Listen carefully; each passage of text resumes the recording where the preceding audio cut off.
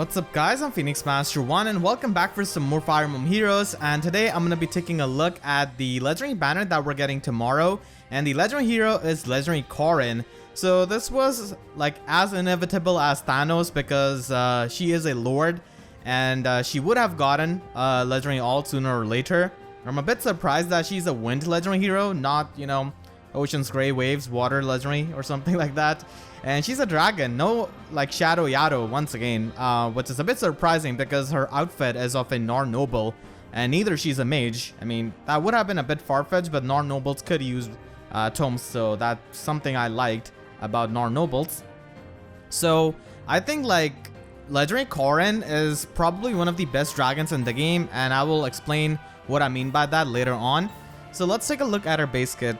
Her weapon is Primordial Breath, which gives her -1 special cooldown, and it does have the adaptive damage, and if the foe initiates combat, or if the foe is at full HP, then she gets +5 to all of her stats, and she also gets special cooldown charge +1 per attack of hers. So this is not a breath effect or anything like that. A lot of people I've seen have this kind of misconception. This is just going to be giving her special charges on her attacks, similar to how you get it on Heavy Blade and Flashing Blade. But the conditions here are different. Either the foe has to be at full HP or they have to initiate combat on Legendary Corrin. So this can work in both phases actually. In enemy phase this is always going to be active. In player phase you just need to make sure that the foe is at full HP. So the reason why she's one of the better dragons is because of this special, Negating Fang. So this is basically a power crept version of Ice Mirror, and this not only reduces damage from ranged attacks like Ice Mirror, but also from melee range attacks, and this actually gives her better damage output than Fiorm. The thing with Ice Mirror is that she can get boosted damage, but only depending on the amount of damage she reduces from her special. So if the enemy does like 2 damage to you, you're not really going to be getting too much damage output out of Ice Mirror, and you might not take them out. But Negating Fang is basically like a Draconic Aura because it boosts her damage output of her next attack by 30% of her own attack stat. So this is really amazing. And she's got fantastic synergy with her weapon because this special becomes a 2-turn special, and she will have this ready at start of the map because of Shield Pulse, and she is going to be reducing the damage from the first hit that she takes. Then she's going to retaliate back, charge up this special again, and if the enemy doubles, then she again can just, you know, have the damage reduction, and if the enemy cannot double, then she's prepared for the next combat. So this can always just stay up for Corrin, and this could be, I guess, bypassed by brave weapon users like Reinhardt or other, you know, Shershi, stuff like that. But overall this is a really solid special, and this is why she's one of the best dragons in the game. But it's much easier for her to easily get the max stats from her weapon.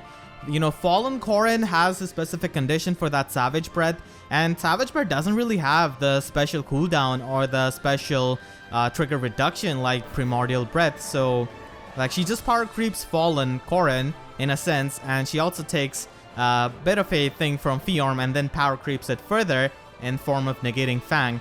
And because of the fact that she can consistently reduce the damage, she can easily take on effective damage from Dragon Slayers, and that makes her pretty unique because she doesn't really have something like Sothis which can nullify the dragon effectiveness, but this special in itself is just so good for, you know, for her survival against these kinds of Dragon Slayers. But still, nonetheless, if she faces a lot of Dragon Slayers, then it's gonna be a bit problematic for her. Like Corrin has got it much better than all of the other dragons, I would say, because she's infantry, she's colorless, she has got this Negating Fang, her weapon is absolutely top notch, her base kit is really amazing right off the bat. So all of those things do add the value to her, and I think she's going to be having a stat spread somewhere around this. Because I think we're going to be getting like updated BST, so she's definitely going to be having like 181 or 182 BST. I really like this dragon form. I wish this was in Fates. So they did a really good job with this dragon form. I really like it. So Corrin's, I guess if you want to talk about the cons, as I said, you know, Dragon Slayers are still going to be annoying for her. But the thing is that she will have to run Shield Pulse a lot of times if you want to have that active at the first combat. And if you want to further reduce the damage taken by 5, But then she's going to be missing out on skills like lull speed resistance, null follow-up, mystic boost, stuff like that. Other competitive sloppy skills which could be run. But you could make that trade-off if you want to have those kinds of skills, because she can definitely utilize those kinds of skills really, really good. There are definitely like more powerful legendaries than her, but I think in her element she's the best one. The other competitive wind legendary we have is like legendary Eliwood, and Corrin seems just a bit better in combat compared to Eliwood. She can tank, she can, you know, function in both phases. Eliwood is, you know, just more support oriented, I would say. So really, really amazing arena unit for the wind season. And for Ether Rate, she could be used as well. Even in the Astro season, I would argue that against like low merc Thrasiers, she could still pull her own weight. But still, it's going to be a bit annoying to face her again and again. So obviously she could, you know, do a pretty fantastic job in the light season, but most of the units do work pretty well in light season because of the mythics. So in Ether Rate, she will have like limited usage, but still she could function decently well as a tank, but she's going to be missing out on the healing if she's running this special of hers, because she can reduce the damage, but unlike running Noontime or Soul, she's not going to be able to get the healing. So that's something to keep in mind. But in 2020 as a dragon, she's still fairly solid despite the dragon weakness because of her preferred special mainly, and her breath is also really good. And now let us take a look at the other units from this banner. So the first unit we have is Gunnthra. Gunnthra is still a pretty decent unit with good damage output thanks to Blizzard Tome. It's basically a broadleaf tome that gives you extra damage based on the penalties of the foes. And nowadays it's pretty easy to get the penalties on foes through a lot of the debuffing skills and weapons. So she can definitely have a pretty good damage output. And compared to like a Blade Tome Mage, this kind of damage output is a bit better because it cannot be nullified by lull skills, as lull skills are getting popular and popular. So there, you know, her damage output will not suffer as long as she has got the debuffs on the foe. But overall, pretty outdated unit, I would say, when it comes to arena scoring. Her preferred skill, Chilling Seal, is also quite outdated. And she absolutely has no fodder value. Like, if you get extra copies of her, there's not much you could do. And then we have got Legendary Hector. So he's still trying to compete with so many Near Axe armors, but Thunder Armat's still decent, I feel like, to prevent follow-ups. But Mamori's weapon, you know, does the same and then some. Legendary Edelgard and Brave Edelgard are also some of the new Axe armors to increase new competition for him. His low resistance doesn't really do him many favors, and he does have the good old armor weakness of having low movement and being weak to armor effective weapons. But still, Osteospelts is a fairly unique thing for mixed teams and really amazing for those kinds of setups. But as a unit, like, Legendary Hector faces so much competition, and he's still like fairly decent when it comes to arena scoring, even though he's like an old legendary unit. But being an armor unit in arena in this day and age is not really all that ideal, I would say. He of course has this encounter for fodder, and if you are an armored unit, then you could inherit Vengeful Fighter at the same time. But still, there are more disencounter fodders who have better like combination of skills that you could inherit along with this encounter. But still pretty good fodder nonetheless because of this encounter. Then we have got Legendary Eirika. So Storm Sieglint does provide her the special cooldown charge, so she can be a good Gale Force unit, and you don't really have to run Heavy Blade or Flashing Blade. And if you want to use an offensive special, then her Lunar Brace is pretty nutty because you can combine it with other specials to get some really amazing damage output or just really good combinations. But that's the most unique thing that she has got going for her, because as a player phase unit, she just gets outclassed by Blazing Durandal Eliwood, who's easily mergeable, has got Resplendent stats as well if you have Fey Pass, and like it's really hard to compete with Eliwood for any kind of these premium player phase like Sword Cavaliers in general. So there Eirika does you know, face problem. As for fodder, she's got attack speed solo, but there's so many other units with attack speed solo, so it's not the most unique thing as a fodder, but still pretty decent nonetheless. And then we have got Hrid, another Sword Cavalier that is gonna get compared to Eliwood. But unlike Legendary Eirika, he can actually have an enemy phase, so his weapon is definitely pretty decent because it can stop doubles from foes and give him auto doubles. So that does set him a bit apart from these player phase cavalry units. But still, being a tank as a cavalry unit isn't the most ideal thing because of the limited BST that comes with being a cavalry unit. And because of that, he's not really that great of a arena scoring unit. And there's just a superior wind legendary hero if you want to get the arena scoring. So he can just function in both phases because of his weapon and the auto double that gives him, despite his low speed. And he also has this encounter just like legendary Hector, but he doesn't really have anything extra other than attack smoke.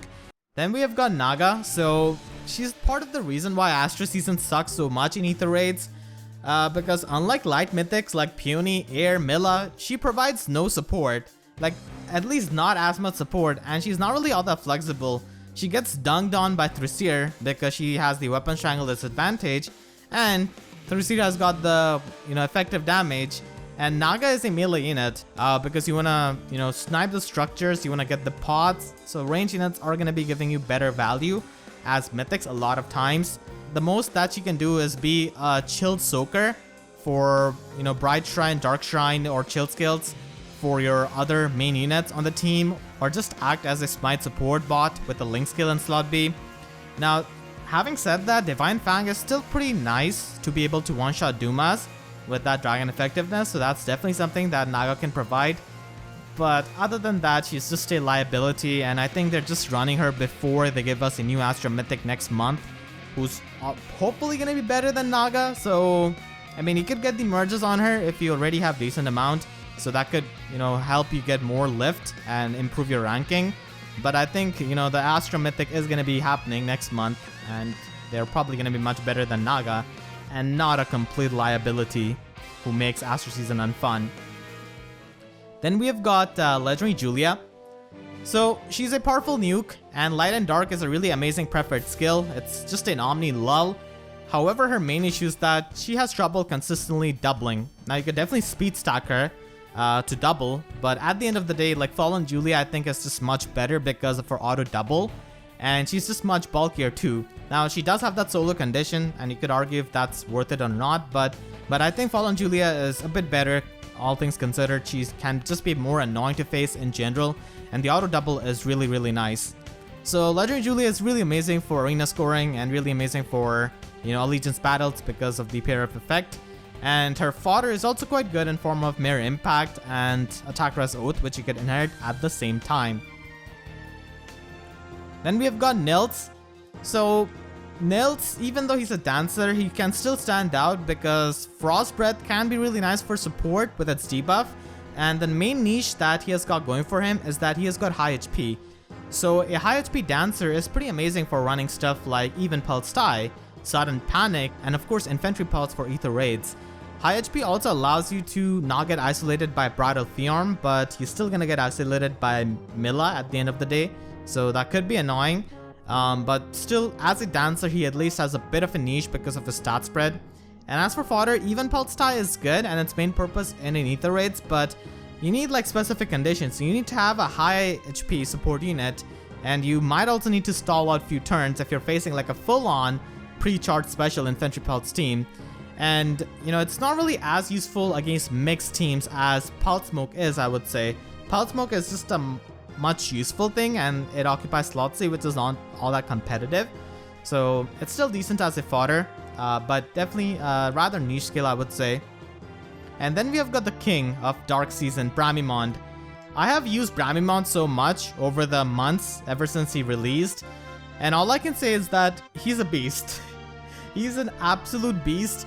And he's just like a delete button. If you do not have null follow-up on your tank, that tank is as good as dead. Because not a lot of things can take like 2 hits from Bramimond, especially if he has a pre-charged special. And his slot skill Impenetrable Dark is just so good because it disables any kind of outside support the opponent's tank might have. And that's just really, really amazing. And I'm always having fun seeing how he can dismantle all of the tanks on my Ether raids defense replays.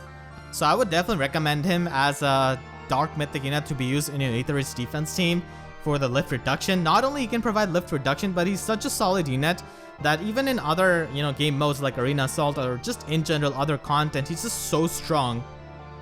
That weapon of his gives him extra stats. It also gives him auto double, and he also has pretty, serviceable bulk. He's not really all that frail to just take out all that easily, even if the enemy is initiating on him. So my experience with Bramimond has been nothing short of, absolutely amazing. Couldn't recommend him more. And his fodder is pretty good in lull, attack resistance, and attack defense push, which you could inherit at the same time.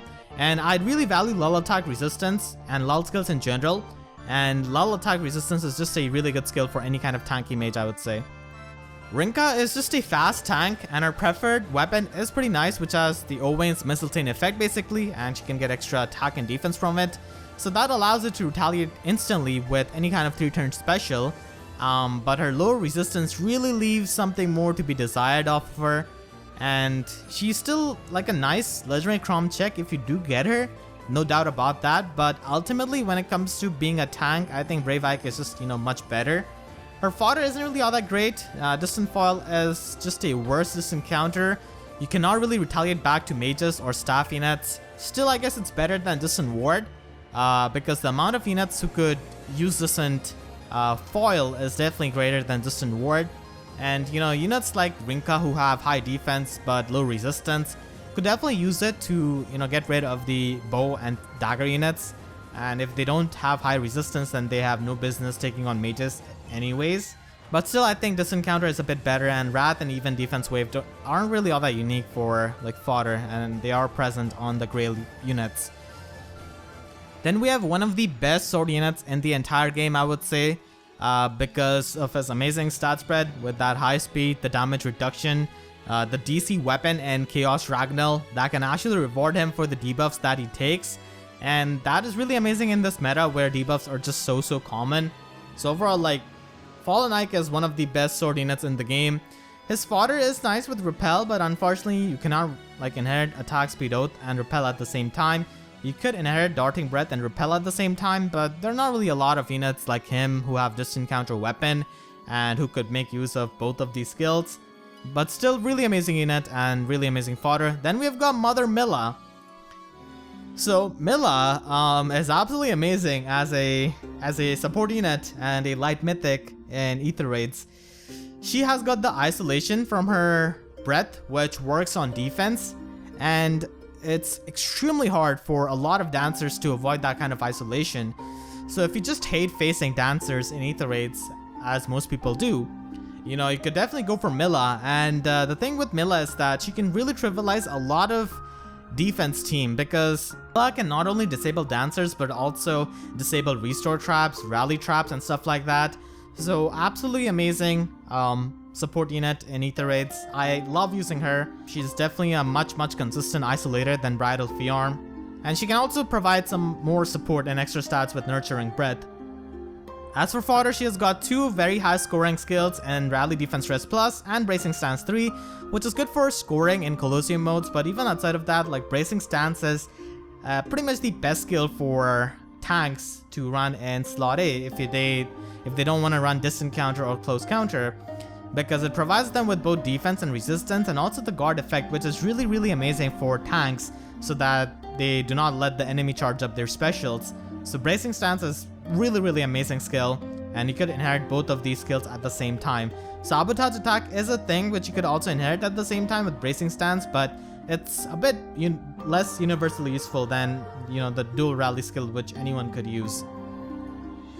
So that is basically going to be the banner. This banner is pretty amazing when it comes to colorless. Red has Fallen Ike as its saving grace. Blue is decent, I guess, but as I said, we're going to be getting an Astro Mythic probably next month, so, I don't think it's really all that useful to go for Naga here. Greenpool does have Distant Counter fodder and Legendary Hector, and also Rinkah is also pretty decent unit. But overall, like, nothing competes with colorless Pool, because it just provides you so much value. You get a Wind Legendary who's such a good overall unit. You get Mila, who's amazing support unit in Ether Raids. You get Bramimond, who is just such a powerful mage, like absolutely one of the most powerful mages in the game, and really good on Ether Raids defense teams.